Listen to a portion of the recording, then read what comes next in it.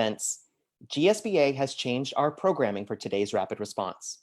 We are thankful to our friends from Board of Bellum, originally slated for today's episode. We look forward to welcoming them to this platform and at future date and time. Seattle erupted with anger and grief over the weekend following the death of George Floyd while in police custody. Questions remain about how this unrest was incited, about police accountability, the presence of agitators, the impact on businesses, and so much more. Today, we welcome an open dialogue between Dominique Stephens, Senior External Affairs Liaison with the Seattle Mayor's Office, and today's guest rapid response moderator, Dustin O'Quinn, GSBA board member, member of the GSBA Diversity, Equity, and Inclusion Task Force, and chair of Immigration Practice Team at Lane Powell. Rapid Response is streaming both on Zoom and live on Facebook today. So throughout the hour, do feel free to go ahead and use the Q&A features to ask any questions. Tareya and I will be following along, doing our best to ensure that your questions get answers. Now, allow me to turn things over to today's guest Rapid Response moderator. Thanks, Joey. As Joey said, my name is Dustin O'Quinn. I'm a GSBA board member. I use the pronouns he, him, his, and I'd like to again thank Dominique Stephens from the Mayor's Office for being here. Before we jump right into the questions that are burning on everyone's brains, Dominique, do you have any opening remarks, or would you like to introduce yourself further? Oh, you're muted. Absolutely. That's the fun game we play. Good morning, all. My name is Dominique Stephens, Senior External Liaison for the External Relations Team in Mayor Jenny Durkin's office. I start that this is an extreme honor, and I don't take this opportunity lightly to be able to address you all as a member of Seattle's community. I'm born and raised here. As a member of our LGBTQ community, she, her pronouns, proud, L in the acronym. A member of the GSBA community as well, and have served and worked with GSBA in multiple ways, and most recently honored to be named Community Leader of the Year. So it's about standing united for justice. This is about making sure that the systems and the cycle really that is rooted in American soil is uprooted, and we dismantle that in all ways. And so I am honored to stand with you all to be able to answer any questions that I could possibly have in my professional and personal capacity with transparency and authenticity. And anything I cannot answer, I will let you know I do not know, and I will follow up immediately. So Dustin and GSBA, thank you for this opportunity. Thank you. And with that being said, we do have a lot to cover probably, and there are so many questions that our community has, and we only have 60 minutes today. So GSBA staff are monitoring the chat room and will chime in with questions for us.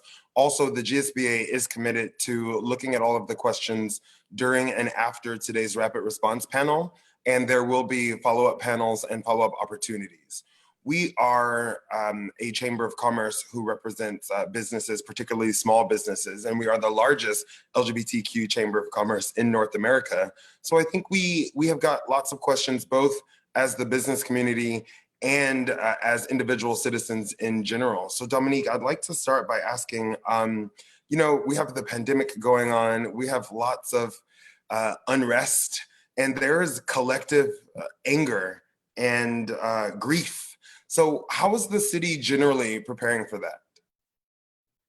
The city on multiple fronts, I mean, this is a compound situation now. I mean, we know racism is long-standing, but in terms of dealing with the pandemic and dealing with now what's happened recently last week with all the killings of Black Americans and also the weaponizing of Black bodies that happened last week as well.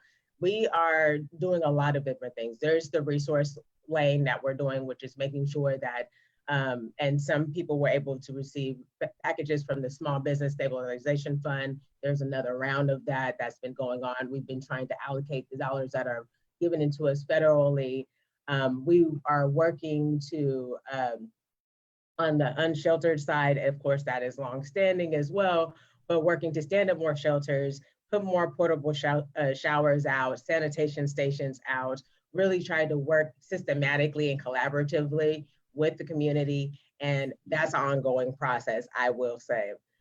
In terms of, so there's that resource route, and I can go on and on, I won't take that important time. But also this about bringing in community on solutions that are working. So we know that we have people who have turned their businesses to address hunger issues, and how is the city addressing that? So an organization like the Community Kitchen Collective, which small businesses that are owned by people of color have said, we're gonna give free meals and we're going to make sure that the community eats. So then the city on the other side, we need to find the resources to be able to continue to support those small businesses that are doing that longstanding work, right? And so I think, so we have a long impacted way on how we're going to spend those dollars before there's a freeze into that situation. Now, going to this recent unrest with the protests, I think that we have to be in this area. What we did is, of course, we saw what happened, which, I mean, I think community might will definitely agree and say that we're not in sync collaboratively what we're doing with our police department and how people are being treated as they're peacefully protesting. We also are still trying to do our best, and I see community doing this as well, weed out who's not for the protests and who's trying to incite and antagonize. And so, and some of that is also our police, part of our police force as well. And so we have to do a better job of bringing people in to sit at the table. And this is a forum for that. So now people have my communication and my contact information, where it's like, come in, be collaboratively, work collaboratively with us. Let's really address what are the things that are going to help move this forward. Because as I do hear the protesters saying, and folks who choose to protest on various ways, we'll be out here every single day. And that's the same thing I do. I'm going to show up to work every single time and push on the inside while y'all are pushing on the out, so then we can meet somewhere in the middle and at least kind of squash this together. So I think we're still working day by day. There's calls coming up. There's ways to sit at the table and lend strategy and suggestion and how to build those ideas into problem solving. Thank you. You touched on so much that I want to delve into a little bit more. But one thing you mentioned that I think is on a lot of people's minds is, how is the city investigating with regard to the recent protests? How is the city investigating those causing the violence and the looting? Because there are specific reports that these are outside agitators, extremist groups, perhaps white supremacists that are doing this for the sole purpose of distracting from the true and sad and grief-causing issue. So are you looking into that? Yes, at this point, the city does have a plan on how they're investigating folks who are looting. Of course, some people have been arrested, whether they were peacefully protesting or they got into a melee. And so there's long investigations on that. And so, and as we've seen, there's some people who we saw that weren't from outside groups. They were right here from Seattle. There has to be a way that we address the multiple layers. I can't say as one major group, which group it was, right? With some people's eyes, we have a group of some young folks, right? Some who are saying that I want to push my agenda, I want to push the system, and we need to find a way to support those voices, right? We need to find another way to find for those other young folks who are just out here, because we actually haven't even taken care of our young folks during this situation as well, which they're now out of school for the rest of the year. So if you're thinking about young people trying to find a way to get their voices heard, trying to find a way to keep their actions going, their movement going, convene, socialize, and things like that, it's going to be a long-standing problem on a lot of different ways. I think also the other thing that's a long-term investigation are also the officers that are incited in some of this aggregated problems, right? And the people that we've noticed and we've seen that are on the force. And so that's also an ongoing and long-term investigation as well. And so that's for the police chief, and the police chief is digging into those things. As soon as they come to our office, it's elevated and it is immediately looked at. And so the SPD, as you said, that they will be having a conversation with community as well pretty soon. That would be a long way to go into that. That would be a great question to segue into them, and how is it being investigated? Sure, and for those listening in, the GSBA is planning to speak with the Seattle Police Department representatives at a later time, and we'll have another rapid response or webinar available. But Dominique, thank you for that. You touched on something that I think is a question on a lot of business leaders' minds right now, particularly business owners. There seems to be a need to balance making sure that your employees and your communities understand how supportive you are and know that you understand where this grief is coming from and that you support the community's right to be angry and their right to protest, while you also have to balance that with a duty to keep your employees safe and a desire to keep your business healthy and safe. What do you think business owners or business leaders can do to make sure that they can in some ways protect their business interests while also making sure that everyone in their community knows that they fully support the Black Lives Matter movement and equality and social justice? Well, I think there's a couple of things. One, first, on the city side, when we reach out and we say it's time to evacuate and board up the building, I know that it's burdensome and it's hard to do, but it's pretty serious. If we're saying it's time to leave the building and get ready, then that's something that we would really take hindsight in. Also to secure this, find out about the security of your employees as well. Things that are happening is that on the flip side, and if this is happening, the city is working to work with small businesses and other like nonprofits to be able to repair shattered glass and things like that. So, and I feel that's going to go into a segue question, which I feel is coming up on who to contact. But for the transparency of business owners of standing in solidarity and also saying that they're aligned and united, it is to vocalize that to your employees, right? It's to first stand up, say that, be loud about that, be proud about it.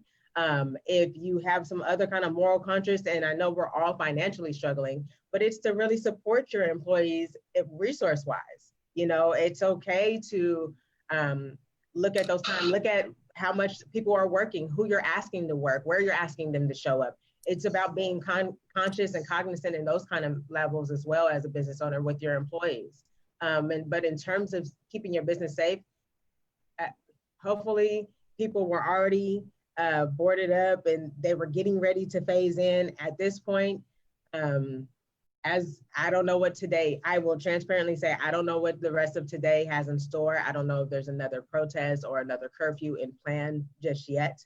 We will let GSBA know and they can put it out to their networks.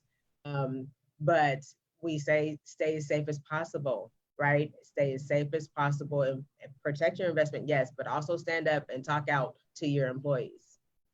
I mean, that brings up another good question.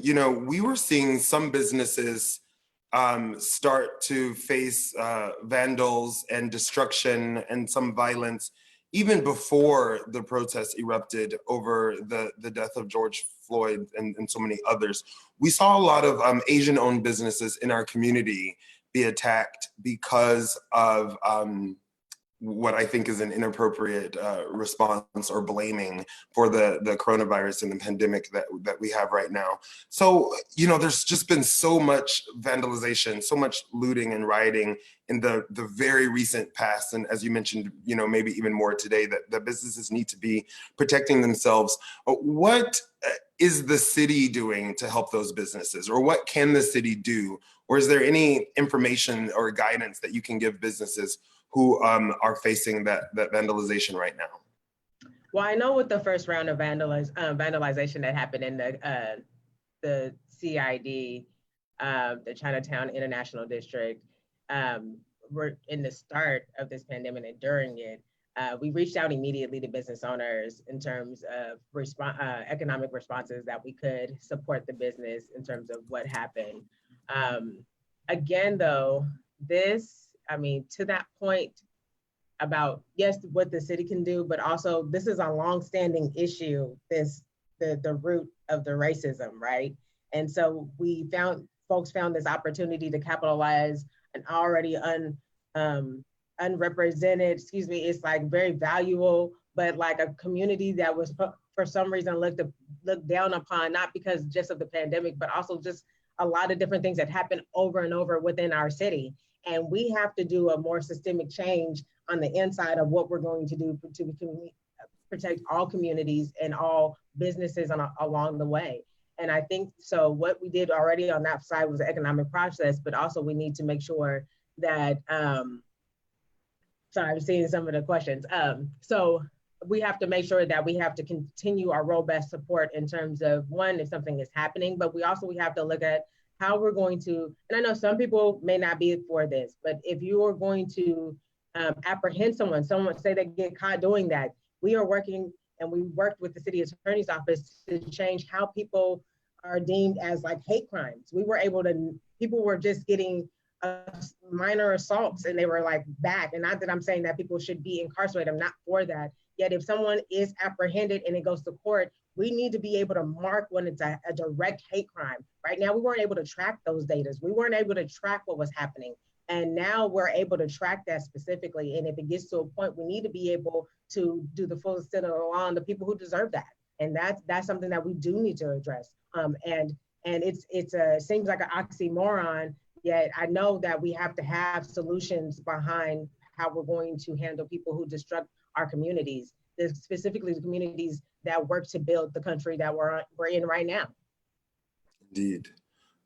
We have a few questions from the audience, but really quickly, Dominique, who is our contact at the city for business owners to ask questions about preparation for future violence, protests, curfews, et cetera?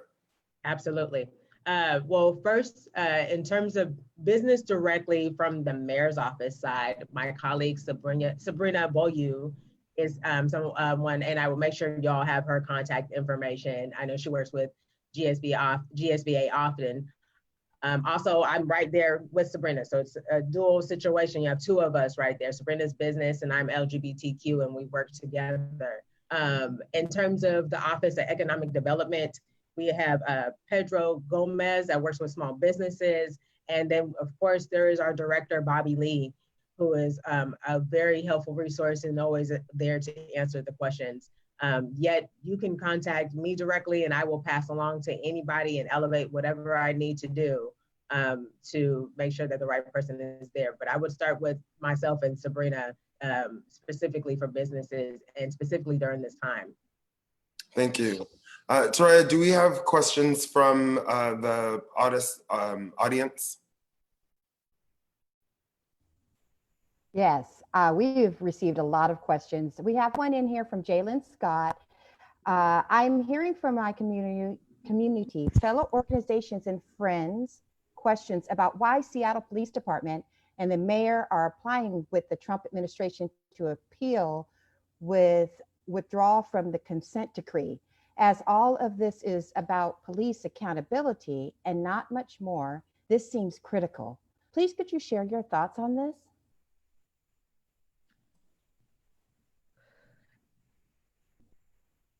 Okay, so I want to make sure I have this right.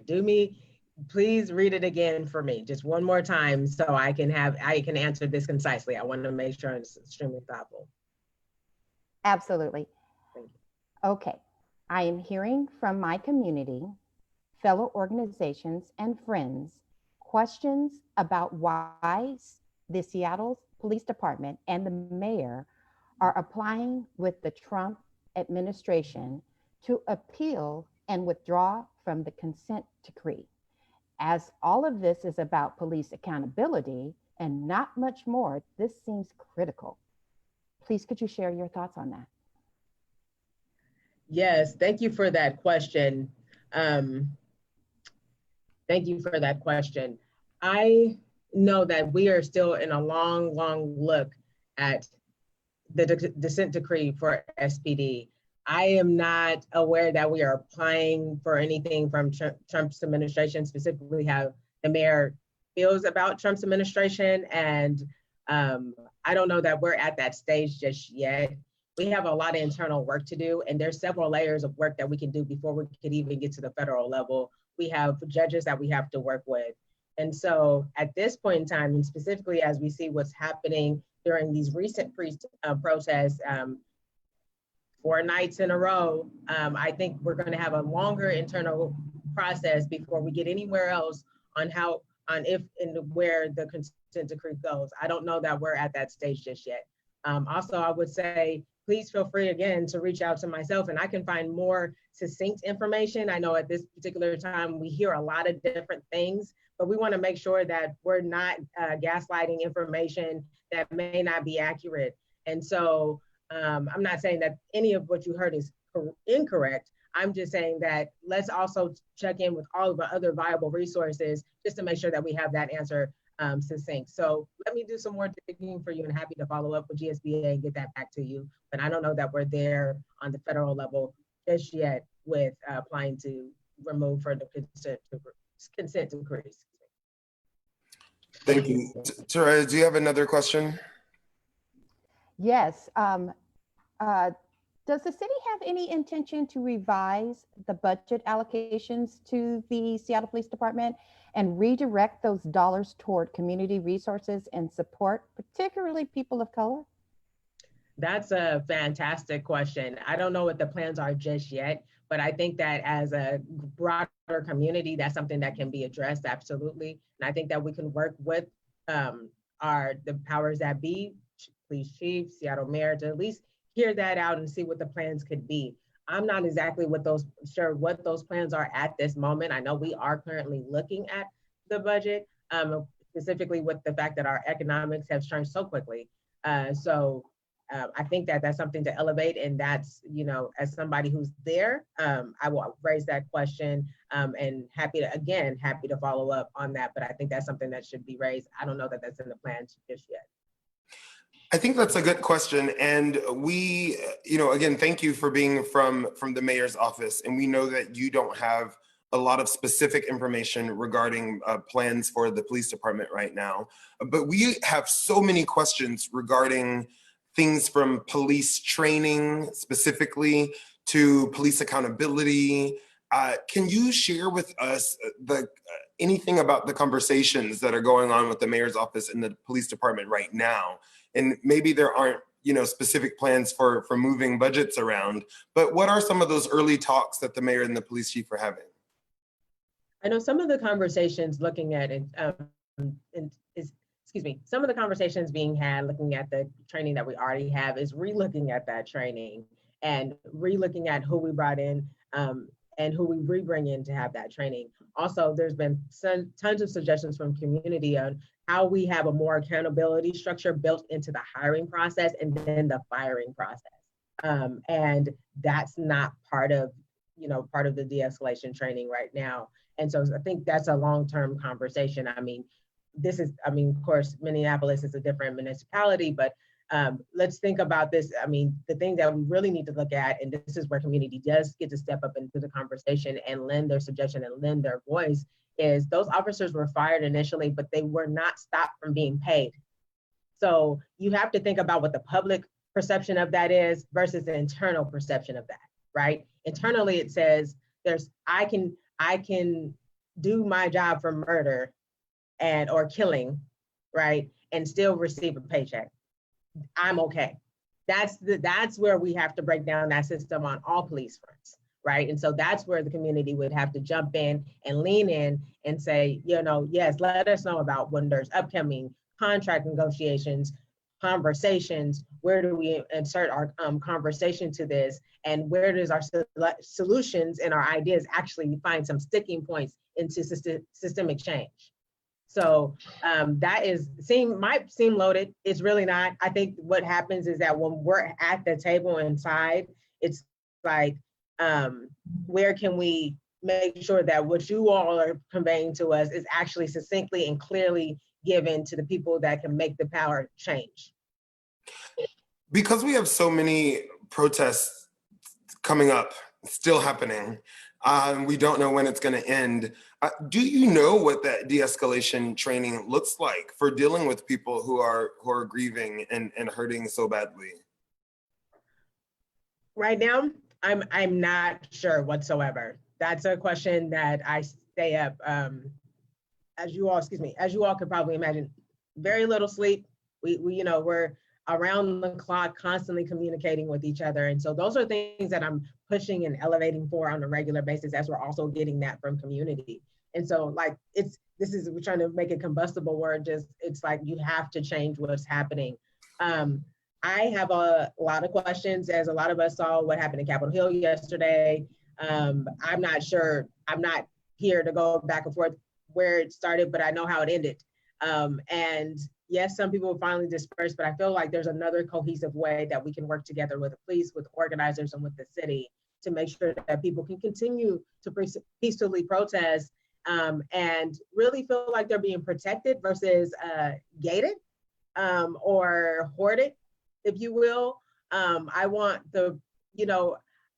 I started saying with this, I'm born and raised in Seattle. I started protesting and marching when I was like 4 and 5 years old. I recall that the police officers had a whole different stance, a different time, of course, but our Black pain is rooted, right? So I remember that the body stance of officers looked completely different than what I'm noticing now. So I think that it takes community, and we can get into this conversation, I think, with the mayor and the chief on how do we actually work alongside of them to make sure that folks feel like they're being protected versus, cattle like animals, which is, it's just, that's a personal note right there. I don't like seeing that. We have a lot of questions that are sadly more comments than questions, that people of color in our community are afraid, just fear. There is a lot of fear, and that people of color are afraid when protesting. They're afraid of the pandemic. And so it's a personal thing, and it's not a question, more of a note, but that fear is out there, and it's real, and it's being faced by individuals in our community and in the business community.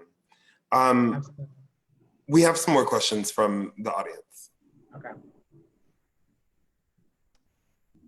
Yes, this came in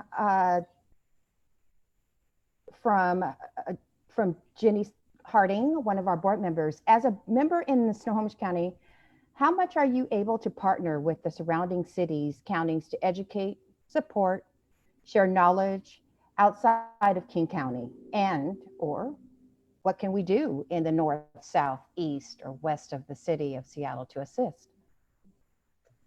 That is a fantastic question. Thank you. Yeah, I'll take it in the two parts that it came in. The first one, I think that there might be a way, actually, now that I'm thinking about the fact that we came together on, the coming together on regional governance, which is the county-wide homeless strategy that worked with different city mayors in different counties. I think that this might be the perfect opportunity to work with King County on a broader scale to get onto the listservs about how they can support community county to county, county-wide. I think we just need to be able to push for that, and we just need to do it, really. And so thank you for raising that, because actually that's a great way to do it. On the other side, what can other counties do, north, east, south? You have to band together with your local organizers that are doing these things. I mean, I know it's probably hard to identify who people are, who's organizing things, but these protests are popping up all over the place. And so it's like, how do you, support and protect your business, but also what is that, again, verbal and public stand are you willing to make to be able to tell community that you're on the side of solidarity? And so that's what that can be. But in terms of your first part, I think that we can reach out to the county in terms of how we communicate cross counties and be able to get the message out that way. And that's just something that we need to be able to visit. I would add that though our name is GSBA, the Greater Seattle Business Association, GSBA is the statewide Chamber of Commerce, and advocacy is a big part of what we do. So when you're reaching out to your local leaders and organizer, feel free to reach out to GSBA as well. Dominique, we have another kind of a broad question, and so feel free to answer personally, but also as the mayor's office representative. The question is, trust is earned. How will the city change its response to the recent historical events so that we can bring about unity instead of division? Yes. I'm gonna answer that question, but also to this person who just popped in on where is Jenny Durkin. Thank you so much for that.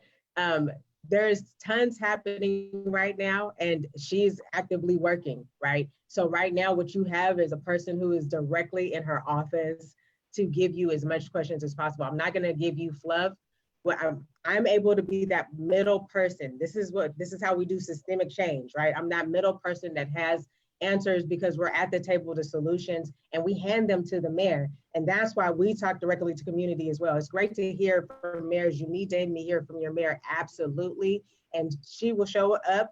We will make sure she's here as well. But also you have to know that there's a full team behind any elected official. And sometimes when those policies don't get changed, it's not just because the elected didn't do it. It's also because the policy people and the team sometimes behind them also didn't have the community's interest in heart. And so the reason partly why, so she's still working and the partly why I'm here is that I'm also part of that cog that makes sure that things get moved and get changed, right? So to that question about building trust, this is exactly why we want to make sure that we fold in all parts of who's working on these issues systematically and for long term, right? And so this is not my first time working for a mayor. I worked for former mayors with the city. And we have to make sure that we're out there and accountable. And so we're going to have to push to make sure that the mayor is speaking to all organizers that do all things, honestly, in the community. Really one of my personal missions in terms of working for the city, because again, I will mention this is my hometown. And outside of it being my hometown, of course, as a Black woman here in Seattle, I feel like my body is threatened on a lot of different levels in a lot of different ways. And so this work is not just about a paycheck, it's not long stemming. It's about the people who, hey, it's about changing the hearts of like the looters who are like, this is an opportunity to capitalize on a Black death, if you will. It's about eradicating the idea that we can weaponize what Black bodies might look like to other eyes. And that looks like a lot of different things. And so in terms of building trust, we're gonna have to continue to show up, show out, actually change our policies, put our money where our mouth is, listen to people who are in the opposition of us, and really work together to really make sure that when we put ink to paper and we're making those ordinances and policies and legislations and bills, that they align with community. And that is something that was a start. Then we got lax, we got comfortable a little bit. And here we are now seeing that our life is going back. See, generational curses have to be broken with some kind of wrinkle in it. It has, you know, when you have a plant that's no longer thriving, you take it out of the roots. You dig out the roots. We have not dug out the root of the pain, of the blood of the people that we stole this land from, the people that we stole from a different land, their blood to build this place. We haven't dug those roots yet. Those roots are still firmly planted. And then what we do is we just spread out somewhere else. Now, and so now this is what we're seeing. This is not brand new. We got those young kids who might or might not be looting. People who come in and out may not be looting, is that they don't see themselves in the part of this change. And that's something that we have to do together. But the root of this has not even been nipped. And that's part of why she's somewhere else and I'm here with you, and how we start to turn around trust. Because you know that you have somebody who is as real as they could be also working with your mayor. That was a lot to unpack, and it was also poignant. And so I'll just say, we hear you, and that's why GSBA is glad that you're here. We do want to hear from our mayor, and I will note for the audience that Mayor Durkin told GSBA that she is actually available to GSBA 24/7, and so we hear that and believe that. But this issue of racism and all of the things that are layered on top of it and what it's causing in our community right now is so important. And it's so about lived experiences that we feel lucky to have you, Dominique, for this rapid response, because you are a Black woman and part of our LGBTQ+ community. And you also are such a community leader, and you do keep it real with your messages from the mayor's office. So we are glad that you are here. And simultaneously, for those in our audience and our members who do want to hear from the mayor, we are looking forward to setting that up and hearing from the mayor also. Thank you. That was a good response, Dominique. You're welcome. And well, Dustin, I just want to say real quick to that point, folks at GSBA, they're all my personal network, my work number, which I love. But, and we will continue to make sure that we craft that space so people can actually, again, not to belabor the point, but we do want you to be able to hear from your mayor, from your deputy mayor. I think the importance that community does have to know is that we have to do a better job. And this is where I do put on my city hat, but the city and community, we have to do a better job of bringing ourselves to you directly in the cadence in which you need it. So it's not just about talking to your mayor. You need to know your deputy mayors, like again, the directors of departments. You want to know the people who are right underneath them. You want to actually get to know the people who might pick up your garbage and might, all these different things. There's ways that we need to be able to fold everybody in to who's working for you. It's not just who you elected in. It's also about who got hired and might be pushing that agenda that doesn't work for us. And that's another thing that we bring up. So we'll keep pushing for those things. Absolutely. Exactly. Thank you. Soraya, we have more questions from the audience. Thank you, Dustin. We have one that came in. It said, to your earlier conversation, thank you for shifting the conversation to include instigators on the side of law enforcement. Honestly, as a nonprofit organization, I am more concerned about my employees than our insured buildings. Our people are our business, and a lack of police accountability puts our employees at risk, specifically our Black LGBTQ employees. Fix that, and we will worry about our businesses. What are you doing to protect our employees from police violence? Thank you for that question. Thankfully, I have opportunity to speak directly with Chief Best often, and immediately when something is sent our way, and I'm thankful for my community that communicates with me on all fronts, text me at any hour, which is totally fine, call as well. But as soon as those come to us, we elevate that as soon as possible. We get their names, we get their badge numbers, and they start to go into the internal process. Now, in the beginning, I know I shared this internally, but again, I'll share this with the broader public. I'm not law enforcement. I do not work for the police department in any kind of way. And so in terms of what the internal process is, I couldn't tell you, but that's part of why we have to part of what the de-escalate Washington is actually. So the part of that I-940 was the fact that they couldn't just have an internal investigation. They had to have an outside investigation as well. So other people that are not a part of that same agency is looking at and investigating their own people. So part of that is that we need to keep fuel to the fire.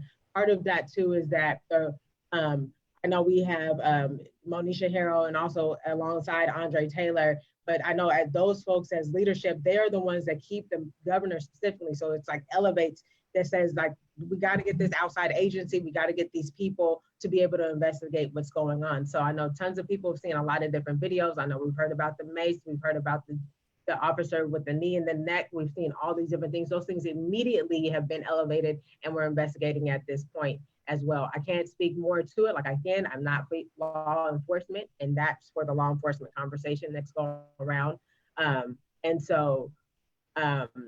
But that, so long story, I'm sorry, it popped up. So that's where the investigation is at this point. We elevate it up and the chief takes it from there and they start their process. Okay. This came in from Chris Brown. The administrators of Seattle Restaurant Support are asking if curfew is imposed tonight. Please consider making the decision announcement sooner versus later.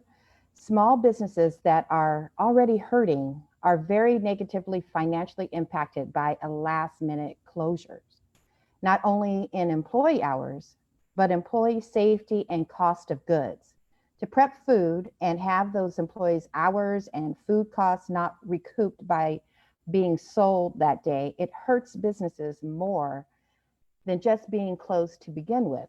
Will the mayor's office commit to announcing curfews earlier than a few hours beforehand?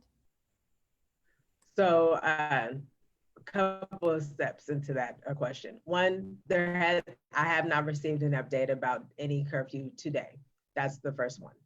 Number two, I cannot guarantee that the mayor's office will commit to giving the announcements earlier. Also, I'm not that person that would make that decision, yet I can ask. Now, to the point about the restaurant association and to the group that you're referring to, what we can do, okay, is reach out to our constituents and our stakeholders and our community partners upon finding out there is a curfew, and try to get ahead of it a little bit better than we've been doing. Right now, it is a moment by moment basis. And so what we can do is, as your community partners with the mayor's office, what we can do is that if we get a little bit more headway, we can try to reach out to our partners. Again, that would be part of my colleague, Sabrina Boyu. We would be having to work in collaboration to let people know. I do understand your concern about the fact that quick turnaround, prep, safety, not getting to get out. We hear all those concerns. We're listening to them. We're going to try to address them as much as we can. Right now, I can't commit that I can give you an earlier time. And again, I say I have not heard right now of any curfew being imposed this evening, but we will work our best to make sure that you know a little bit more ahead of time. That might just be looking like working with our community partners a little bit more tightly. Thank you. Taraya, we have another question from the audience. Yes, this is circling back to the police and their protective gear. Has there been any discussion between the mayor's office and the Seattle Police Department about having the police department not show up to peaceful protest in riot gear? That's a long-standing fight. Community has asked that question, sat at the table for that in a lot of different ways. This one, as we understand, is, I don't want to say that police always show up in riot gear. I know there's been some riots in Seattle, won't say nationally, where they haven't shown up, that they've worked with organizers. I think this one was a rapid, no pun intended, but a really quick response, a very rapid one, from what people were seeing from other cities, other counties, other actions, and felt like this was necessary. We need to keep pushing that conversation. We need to keep having those conversations with police. I think that knowing the kind of leader that Chief Best is, there's a unique opportunity to build a more open dialogue about how protests are happening with community, alongside, collaboratively. And right now, everyone's just addressing on their own fronts instead of working together. And I think for going forward, having those conversations are key to being able to continue to be peaceful and to be able to weed out what's going wrong on either side, if that's happening. Dominique, I have a sort of a wrap-up question for you that I will start by saying, I saw on the news yesterday Mayor Durkin's speech where, in my personal opinion, but also sort of on behalf of businesses, I felt that she did a fantastic job of doing what you and I spoke about just earlier on this call, of balancing the message that we support protesters' right to protest peacefully, and especially that we understand why what's happening is happening, and that people have a right to grieve and to be angry. And yet she also did not shy away from the fact that we will not tolerate outside agitators who are coming here with the sole purpose of spreading chaos. And I thought that balance, and striking that balance, was really important and appropriate. I think that so many people in our community are struggling with how we understand the law and what we feel about violence and looting and protesting peacefully that may turn into something more violent. Will you share your own thoughts for those of us in community as individuals, but also as community leaders, business owners, for what we should be doing and how we should be feeling, or at least share with us how you feel? Thank you for that. The first thing about protesting is, I think I want folks to hear this. Protests, I'm not for the looting. I want people to be as safe as possible. I know people are angry. I do acknowledge that. And I know that people are finding their anger at capitalism, at our police department, on the systems that are rampant, that are dismantling lives throughout our country. I think that your form of protest is valid. I acknowledge people who may never hit the streets. I acknowledge people who are in the streets. I acknowledge the people who are protesting in various forms. I am not here to tell you how to feel. You feel how you feel. What I would highly recommend if you are in the fight is to protest how you can protest. For some people, that is buying from Black owned and other people of color businesses. For some people, that is hiring that folks. For some people, that is promoting them. That is paying into equitable access to healthcare. Some of us have more financial privilege than others. And so that might look at something different too, in terms of how you're taking care of your community. We know that silence is a harmful mechanism sometimes. Sometimes if you're taking up too much space, you need to be mindful of that as well. I think that it's time to fully engage yourself into whatever is happening. I know we have investments with our businesses, and I know we're understanding that businesses can, on sometimes levels, rebuild. But I do want to leave with the fact that we know that lives, they cannot come back. Last week we saw what was happening. I want to say this too. We saw what was happening. We heard about Mr. Floyd. We know about Ms. Taylor, right? We knew about Sean Reed. We knew about Tony McDade, okay? We saw Christian Cooper, who is alive, but body was weaponized. Those are who we saw last week. Keep in mind all the people who never come across your news feed, your scrolling feed, whatever pops up on your whatever social media platform you may or might not use. I want you to correlate that to the people who were snatched back in the 50s, the 40s, the 30s, the Emmett Tills, the people who you never heard of, and then they were just gone. These things happen to our bodies, unfortunately, way too often. And I am sad to think that it's just going to continue. That's painful, right? And so I'm not here to tell you how to feel, but as you're trying to tune in and show up the best that you can, but please show up. Do something. We all have a way to do something. I'm not telling you to take the streets if you don't feel comfortable, and I'm not telling you to go home if you don't want to. Just make sure that we take care of each other and continue. Also, another form, call me, call your mayor, email your mayor. You all have been doing a fantastic job with that. Your city council members, far and wide, anybody, anyone who is even remotely a part of that system. I'm a part of that as well with choice, yes. You call us and we will work together and we will continue to do this. I feel like there's a lot of things that Seattle has taken a lead on. I think that Seattle can do better than what we've done now. I do believe that. And I don't want us to just be ahead of the tech game or, whatever kind of industry. We need to be ahead of what we can do better for racism. I mean, we have, I don't know if people know history, but there was the Gang of Four, the Four Amigos, Bernie Whitebear, Roberto Maestas, Bob Santos, and Larry Gossett. Those folks, they were folks who brought together different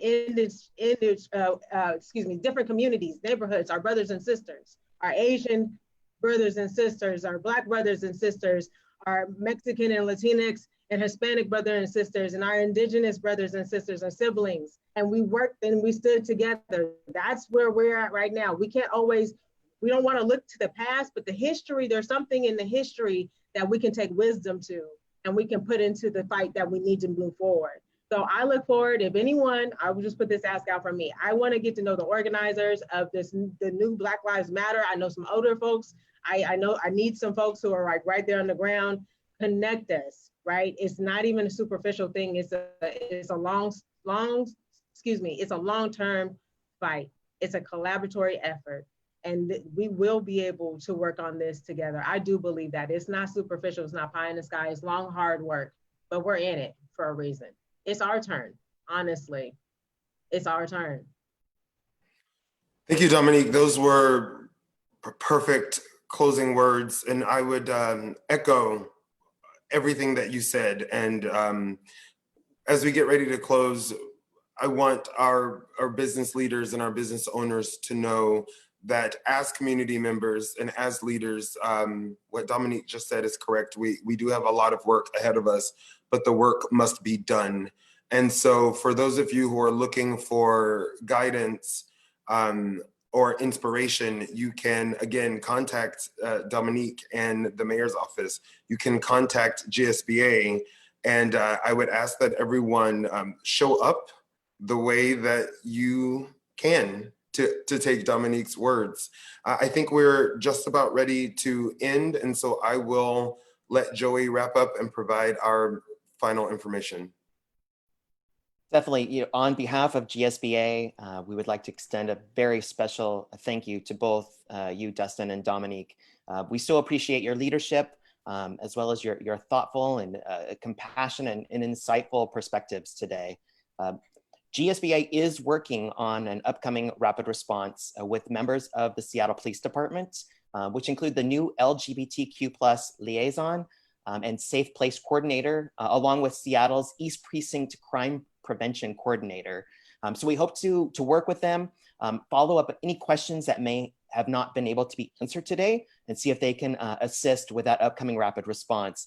The date is still to be determined, but we will make sure that that is all posted on the GSBA website.